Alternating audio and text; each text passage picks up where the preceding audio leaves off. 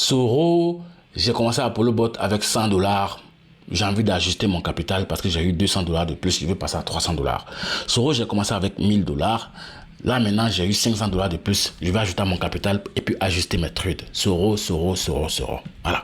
Aujourd'hui, je vais vous répondre dans cette vidéo-là. Suivez attentivement pour comprendre. C'est vraiment très simple. OK? On va pas s'embrouiller. C'est un truc qui est très simple.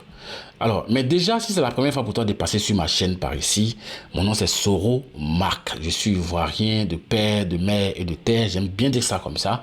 Et je suis fan des business en ligne et du marketing de réseau. Je gagne la majeure partie de mon argent sur Internet grâce au business en ligne et au marketing de réseau. Sur ma chaîne, tu vas voir plus de 500 vidéos, certaines où je dénonce des business qui dérangent, tels que les placements d'argent et les sites d'investissement, parce que par expérience, je sais que ça ne fonctionne pas. Je ne suis pas dans la théorie du risque. Des gens qui ne risquent rien, n'ont jamais rien, et puis sauter sur n'importe quel business comme un mouton. Non, moi je suis dans la théorie de l'expérience. Les placements d'argent par expérience, je sais que ça ne fonctionne pas. Du coup, j'ai fait des business où j'ai le contrôle sur mon argent. Je dénonce les business qui dérangent, d'accord, tels que les placements d'argent. Et puis, je profite de l'occasion pour te faire la proposition de business où tu as le contrôle sur ton argent. D'accord? Tu ne te fais pas arnaquer et tu ne perds pas l'argent bêtement. Donc, abonne-toi, comme ça, tu seras informé toutefois qu'une vidéo est disponible par ici. Introduction a été longue, on va aller droit au but. Alors, quand tu as envie de faire ton ajustement, d'abord, tu dois savoir quel exchange tu utilises. Est-ce que tu utilises Binance, OKX, Bybit, BitGet, Gate.io? Bref, voilà les portefeuilles où nous gardons notre argent puisqu'on ne l'envoie pas quelque part sur un site ou bien sur une plateforme. C'est ici que notre argent reste et ça, ce sont nos banques. D'accord? Tu dois d'abord identifier, on va dire que c'est Binance. Voilà, tu vas voir ça avec Binance. Voilà les détails des recommandations ici avec Binance. Ensuite, tu vas aller dans ton portefeuille. Tu vas transférer ton argent, quitter ici pour venir dans Futur ou bien quitter ici dans Funding ici pour aller dans Futur. Ton argent doit être dans le portefeuille Futur. Si tu le laisses dans le spot ou bien le financement, ça ne va rien changer. Au contraire, tu vas t'exposer à des problèmes parce que c'est comme si ton capital n'a pas évolué. Quelle est la direction que l'argent va prendre? L'argent va sortir du portefeuille spot pour aller vers le Futur. Et c'est quel Futur? C'est Futur USDM. Quand tu vérifies que c'est Futur USDM, tu vérifies ici que c'est USDT. En ce moment, tu viens mettre le montant ici. D'accord? Parce que souvent, tu ne verras pas ici Futur USDM. Tu vas voir autre chose. Il faut juste cliquer là et puis choisir Futur USDM. Très simplement comme ça. Donc, une fois que tu as fait ça, tu mets ton montant ici. Si c'est 100 $ que tu as envie d'ajouter. Et puis, tu cliques sur Max de la façon la plus simple. En ce moment, l'argent va aller dans ton portefeuille Futur. Alors, tu étais à 100 $. D'accord? Tu tradais combien de paires? Tu tradais 2 paires. Tu rentrais sur le marché avec 20 $. D'accord? Tu avais un levier de 10 et tu tradais 2 paires. Tu tradais 2 paires DOT et Arbitrum. Maintenant que tu es passé à 300 $. Et maintenant que tu vois que tu es passé à 200 $. Donc tu vas trader combien de paires? La mise initiale sera toujours 20 $. La mise initiale est 20 $. Et le levier va rester à 10. D'accord. Tu touches rien d'autre à part ce que je te montre là. Le levier va rester à 10. Tu vas trader 3 paires. Et les 3 paires en question, c'est DOT, OP et puis ARB. Ajouter OP. C'est ce que tu vas ajouter. Tu vois un peu. Voilà. Tu vas ajouter ça.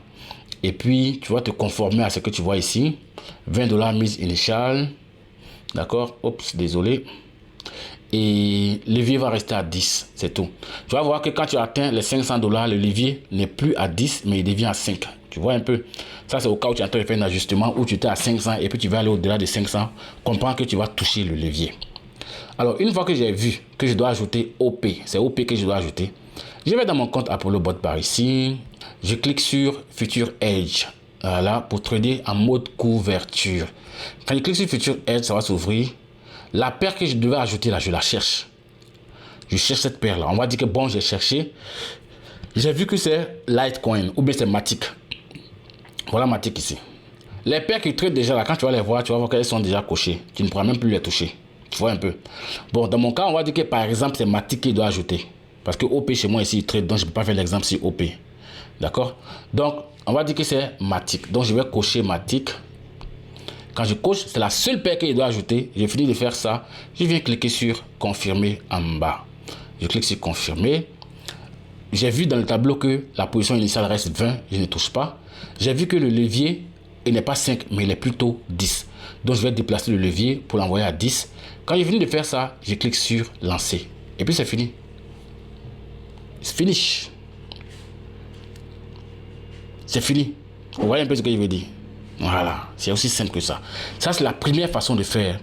C'est la première façon de faire. Parce qu'il y a deux façons de faire. D'accord? Parce que ici, on n'est pas en train de modifier la mise initiale. La mise initiale pour les deux paires qui tradaient, c'était 20 $. Maintenant, quand c'est quelqu'un, j'espère que vous avez bien compris, c'est simple. Hein? Maintenant, quand c'est quelqu'un, d'accord, qui tradait avec peut-être avec 400 $, d'accord, mise initiale 30, d'accord, et puis du coup, le gars, il veut passer à 1000 $, par exemple, il veut passer à 1000 $. Il veut passer à 1000 $, par exemple. Vous allez comprendre. Donc, du coup, vous allez voir que la mise initiale n'est plus pareille. Parce que quand il avait 400 $, la mise initiale était combien? La mise initiale était 30. Maintenant, la mise initiale est combien? Est 40. Donc, ça veut dire que les paires qui tradaient avant, là, ils doivent modifier la mise initiale sur ces trades-là. Donc, vous voyez que c'est un peu différent que l'autre là. D'accord? Parce qu'ici, la mise initiale change. La mise initiale change, même le levier change. Parce qu'avant, quand il avait 400 $, il avait un levier de 10 fois. Maintenant, s'il va à 1000, le levier va changer pour devenir 5. Vous voyez un peu? La mise initiale ici, c'est combien pour les 1000 $? La mise initiale, c'est 40. D'accord? Et le nombre de paires à trader, c'est 8. Non, c'est le nombre de paires qui est important. D'accord? Alors, ce qu'il ne faut pas prendre, ce que je ne vous suggère pas de prendre, c'est BTC. D'accord? ETH, Ethereum. Ça, c'est Bitcoin, Ethereum. BNB, je ne conseille pas ça. Et puis Solana, eux ils coûtent cher, ceux-là ils coûtent cher. Quand tu trades sur eux-là, ils vont pomper ton capital facilement. Donc je ne les recommande pas, moi-même je ne les trade pas, d'accord? Mais le reste là, tu peux prendre le reste là. Il faut retenir que c'est le nombre de crypto qui est important. C'est le nombre, voilà.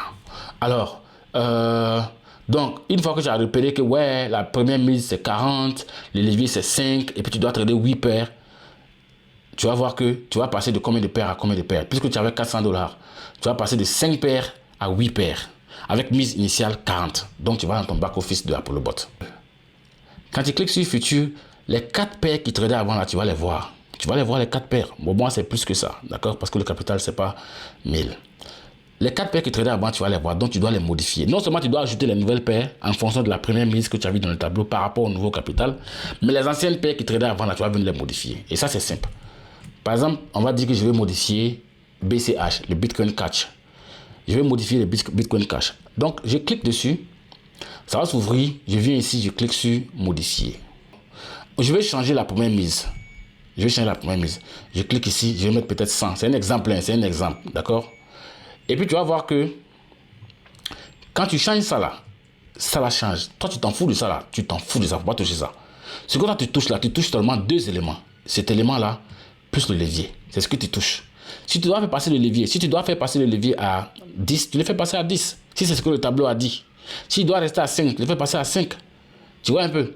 Maintenant, tu modifies juste la première mise ici sur les anciennes positions qui tournaient. C'est aussi simple que ça. Et quand tu finis de faire ça, tu vas cliquer en bas sur confirmer, mise à jour. Et puis tu as fini. Prends le temps de regarder cette vidéo-là 40 fois, 45 fois, 1000 fois, 1500 fois. Il faut regarder, tu vas comprendre. Tout est expliqué dedans. Tout est... Parce que quand tu vas m'appeler, tu me dis Soro, je vais ajuster mon capital. Moi, je vais t'envoyer cette vidéo-là. Clairement. C'est simple. Il n'y a rien de compliqué dedans. D'accord?